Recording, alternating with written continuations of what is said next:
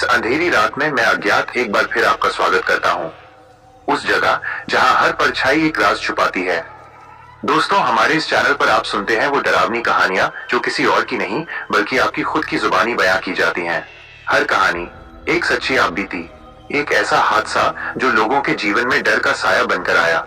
अगर आपके जीवन में भी कोई ऐसी डरावनी घटना घटी है जिसका रहस्य आज भी आपको सोने नहीं देता, तो बिना किसी हिचक के अपनी कहानी नीचे दी गई आईडीज पर भेजिए। हम आपकी पहचान पूरी तरह गुप्त रखेंगे। यहाँ काल्पनिक कहानियों का डिस्क्लेमर जोड़ें, और हाँ, कुछ कहानियां सिर्फ आपके रोंगटे खड़े करने के लिए पूरी तरह से काल्पनिक भी हो सकती हैं, जिनका वास्तविकता से कोई संबंध नहीं है। तो अपनी सांसें थामिए और दरवाजे बंद कर लीजिए, क्योंकि चलिए सुनते हैं आज की ये कहानी। संगीत धीमा होकर रुक जाता है। एक पल का सन्नाटा। कहानी शुरू। उत्तराखंड के पहाड़ी शहर बिरसान में समय रह जाता था, खासकर रात 10 बजे के बाद, और ठीक 10:15 पर एक बस चलती थी, बस नंबर 47।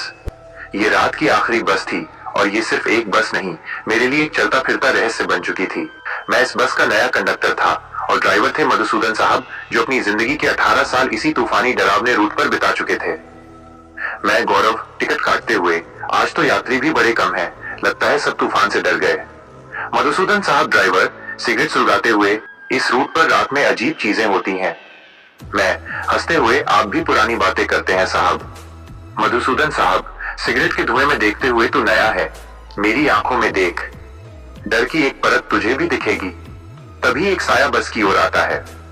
बस स्टेशन से बस चलने ही वाली थी कि एक लंबी सफेद शॉल ओढ़े एक महिला धीमे कदमों से बस में चढ़ी। उसका चेहरा पर्दे के पीछे छिपा हुआ था, जैसे वो दुनिया की नजरों से बचना चाहती हो। मैं विनम्रता से, पर जल्दी में मैडम। टिकट? महिला ने धीरे से सिर उठाया। उसकी आंखें अंधेरे में चमक रही थीं, पर चेहरा अब भी साफ नहीं था। महिला बिल्कुल धीमी सूखी आवाज, अंतिम स्टॉप। और उसने मेरे हाथ में एक पुराना फटा हुआ नोट रख दिया। ये नोट उस घाटी की बस सेवा का था जो 20 साल पहले बंद हो चुकी थी।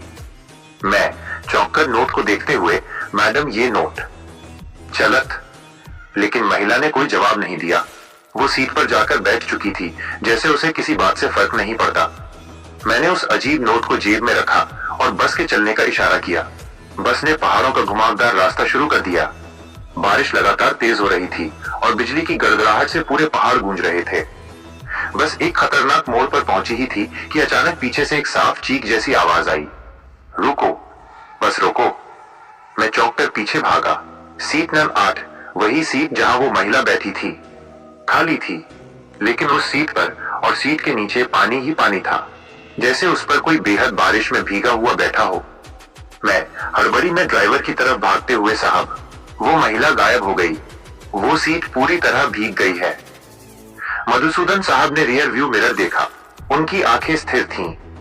एक भयानक सच्चाई उनकी आवाज में थी। मधुसूदन साहब, ठंडी बुझी हुई आवाज में, मैंने उस औरत को पहले भी देखा है, पिछले साल इसी रात, इसी बस में। तू नया है इसलिए नहीं जानता।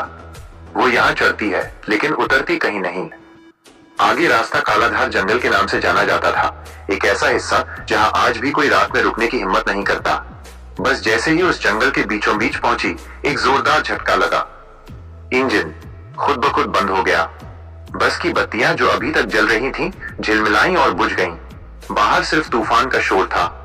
अचानक बस के अंदर हाड़ कंपा देने वाली ठंड फैल गई, जैसे किसी ने बस के सारे शीशे एक साथ खोल दिए हों। दृश्य बस के बीचों बीच एक साया आकार लेता है। वही महिला, और तभी वही महिला अब बस के बीचों बीच खड़ी थी। उसका चेहरा अब खुला था, पूरी तरह भीगा, बाल चेहरे से चिपके हुए और आंखें लाल, बिल्कुल खून जैसी लाल।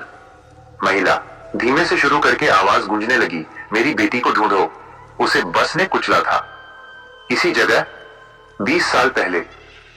मैं और बाकी 4 यात्री अपनी सीटों पर डर के मारे कांपने लगे।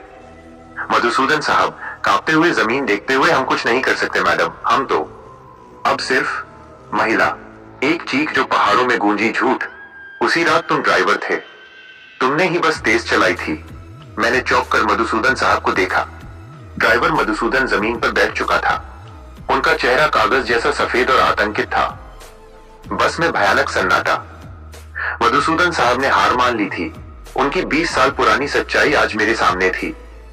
मधुसूदन साहब रोते हुए टूटी हुई आवाज में, साल 2005 भारी बारिश थी। मैं डर गया था। एक माँ अपनी बच्ची के साथ सड़क पार कर रही थी। मैंने ब्रेक मारा लेकिन बस फिसल गई। बच्ची की वहीं मौत हो गई। मधुसूदन साहब और माँ ने वहीं कसम खाई थी कि वो इस रूट पर चलने वाली हर आखिरी बस को रोकेगी। महिला के शरीर से लगातार पानी टपकने लगा। उसकी आवाज बस की दीवारों से टकराकर गूंज उठी। महिला, मेरी बेटी को इंसाफ मिले। उसकी आत्मा आज भी इस जंगल में भटक रही है। उसे कोई मुक्ति नहीं मिली। तभी बाहर जोरदार बिजली कड़की और पल भर के लिए जंगल की चौड़ी सड़क का एक हिस्सा रोशनी में नजर आया। वहां सड़क के बीचों बीच एक 7-8 साल की छोटी बच्ची सफेद फ्रॉक में बस को घूर रही थी। उसके चेहरे पर कोई भाव नहीं था, सिर्फ एक खालीपन। मैं कांपते हुए फुसफुसाहट में, वो वही है? महिला सिर झुका दिया। आंखों से अब खून जैसे आंसू बह रहे थे। हाँ, वो लड़की बस की ओर चलने लगी। एक एक कदम धीमे, लेकिन हर कदम के साथ डर बढ़ रहा था। जब वो बस के ठीक सामने पहुंची, महिला ने अपने दोनों हाथ फैला दिए। उसकी आंखों में अब इंतकाम नहीं, सिर्फ मां का प्यार था। महिला, शांत ममता भरी आवाज, अब सो जा मेरी बच्ची, सब खत्म हो गया। बच्ची ने मुस्कुराकर मां के गले लगा लिया। एक तेज सफेद रोशनी फैली और दोनों माँ बेटी धीरे धीरे हवा में घुलकर गायब हो गए। ठंड कम हुई। Engine start. बस में गर्मी लौट आई। इंजन अपने आप स्टार्ट हो गया। लाइट सही हो गई। बाहर की हवा सामान्य हो गई। मधुसूदन साहब बुदबुदाया एक गहरी सांस लेते हुए। 20 साल बाद पहली बार ये रास्ता हल्का लग रहा है। मैं राहत की सांस लेते हुए, शुक्र है। लेकिन मैंने कुछ देखा। मैंने झट से मधुसूदन साहब का कंधा पकड़ा। मैं, साहब आगे देखो। सड़क पर कीचड़ में छोटे पैरों के निशान थे। निशान बस की दिशा में थे, जैसे कोई अभी भी बस के साथ साथ चल रहा हो। मधुसूदन साहब डर से कांप गए। उन्होंने कोई सवाल नहीं किया। बस की गति बढ़ा दी। वो बस को जितना जल्दी हो सके इस जंगल से बाहर निकालना चाहते थे।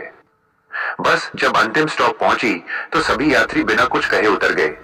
एक लंबी भयानक रात खत्म हो चुकी थी। बस को बंद करने से पहले मैंने अंतिम सीट पर देखा, वही पुराना फटा नोट रखा था जो उस महिला ने दिया था। नोट अब भीग चुका था, लेकिन उस पर लिखा साल साफ दिख रहा था, 2005।